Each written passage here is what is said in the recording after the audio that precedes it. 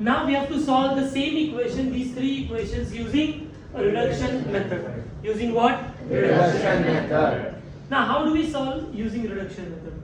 The first step is same as that of inversion method. What was the first step? Writing three matrix as A, X, B and then writing the matrix form. वहां तक same है, ठीक है? So रफली करना चाहिए था ना वो वाला पेज। हाँ, कोई बात नहीं, फिर से एक बार लिख लेते हैं। So let A is what? 1 minus 1 1 2 minus 1 0 3 minus 4. This is your A.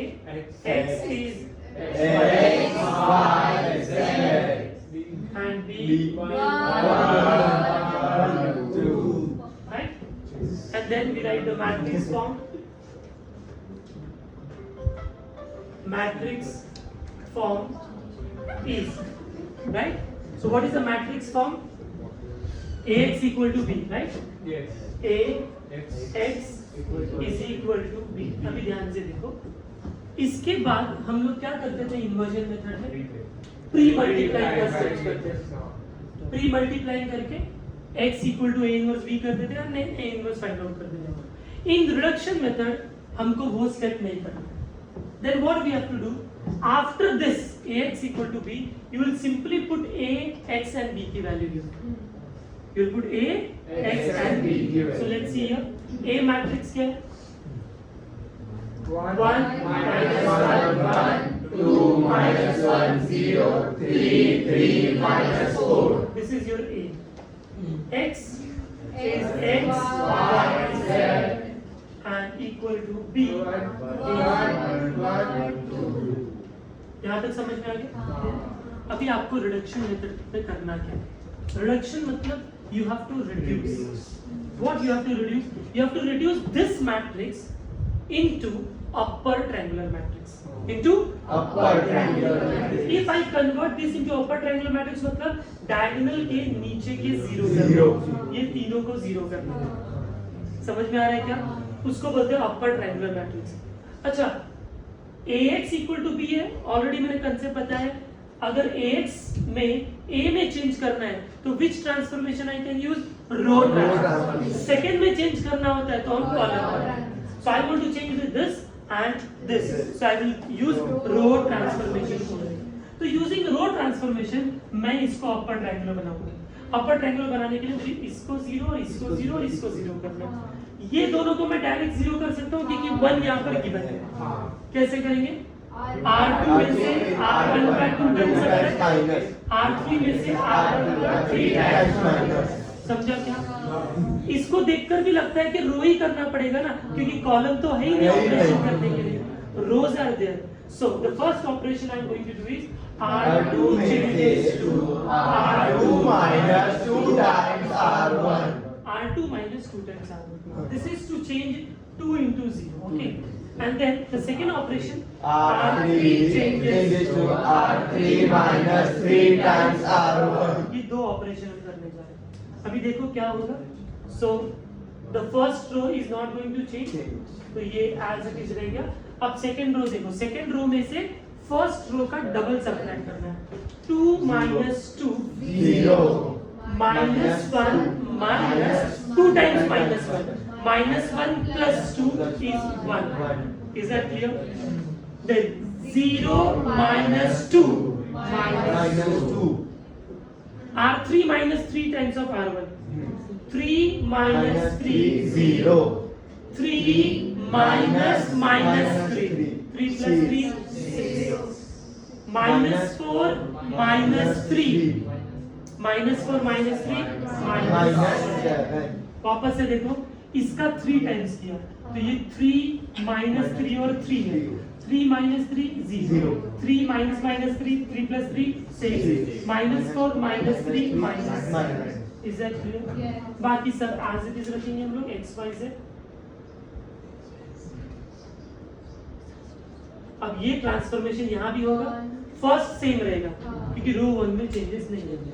रो 2 में से रो 1 का डबल 1 minus 2 minus 1। रो 3 में से triple 2 minus 3 minus, is that clear? तो ये दोनों जीरो हो गए। अब हमको बस इसको जीरो बनाना है। 6 को जीरो बनाएंगे, इसका यूज नहीं कर सकते, इसका करेंगे तो ये चेंज हो जाएगा। I want to use this, so 6 में से 6 times of 1, so which operation I will use here? changes to minus 6 times or 2. 6 times ठीक है, तो देखते हैं first row second row same 1 minus 1 1 0 1 minus 2। Now R3 को चेंज कर दें, क्या होगा 0 minus 3 times 6 times of 0 0 6 minus 6 0। अब इसको 6 का मल्टीप्लाई करोगे तो -12 -7 minus of -12 -7 plus 12, that is 12 minus 7 5 positive। Is that clear? Yes. X y z as it is equal now 1 minus 1 as it is। R3 में चेंज है बस -1 minus 6 times of -1 -1 plus 6, that is 5। Everybody understood this? Yes. So we have reduced the matrix into upper triangular matrix। अब क्या करना है, थोड़ा observe करो इस मैट्रिक्स को। Actually it's not compulsory to get upper triangular matrix। तो फिर मैंने upper triangular क्यों बोला?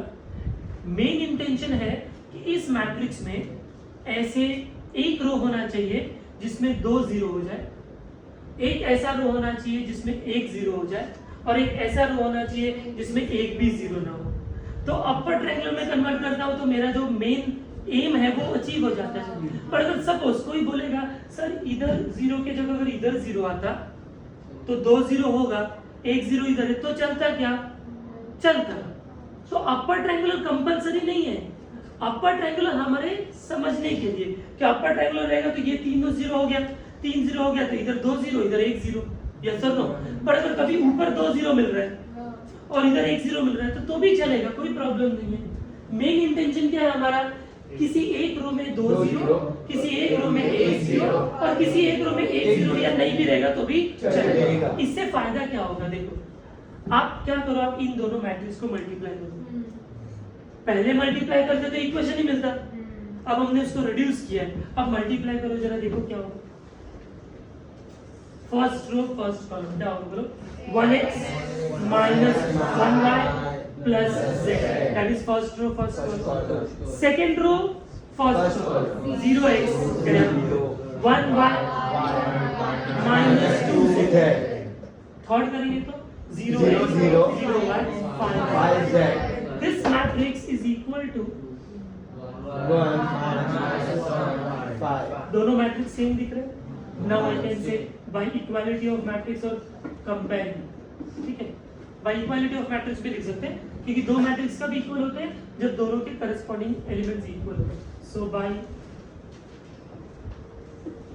equality of matrices कंपेयर करो, ठीक है, कंपेयर करोगे तो क्या मिलेगा, x minus y plus z equal to 1, y minus 2z equal to 5z equal to 5। अब जिसमें एक वेरिएबल होगा उससे डायरेक्टली एक वेरिएबल मिल जाएगा।